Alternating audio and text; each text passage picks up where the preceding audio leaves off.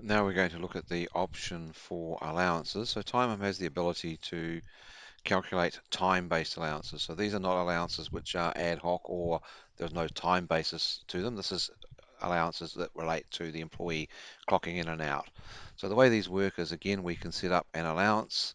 So we can set up a new one. Let's call this one shift 2, and it's slightly different to my other shift rule. So we say give it a description. The payroll code is whatever your payroll code might be, so it might be 100 if that's whatever it is in your payroll, or your payroll may have an alpha code for that. This is if we're exporting it, which we assume we are, so it might be shift if that's the case.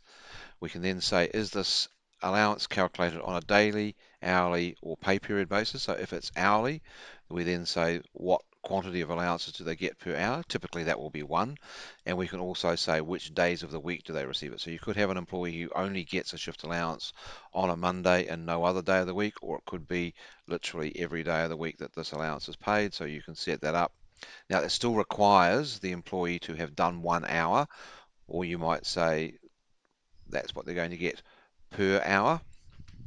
The alternative to that would be something like a daily allowance, where the shift allowance, which is more common with something like shift, so you would say, okay, they will get one allowance if they do a minimum of 4 hours or 8 hours, whatever you specify your shift length to be.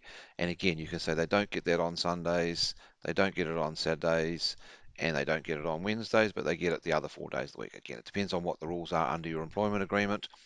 And then the third option is the pay periods, where we're saying, okay, they will get one per pay period, assuming they work 40 hours or 30 hours or whatever that was. So that might be something like, again, it might be an attendance bonus. I have seen clients where if the employee works their minimum of 40 hours, they will get an attendance bonus, whereas something like a meal allowance would be after so many hours worked in a day, and a parking allowance might be, or a tool money might be for every hour worked in the day. So we're simply setting up these rules, and then when we get to the employee level, we will show you how to allocate those against an employee.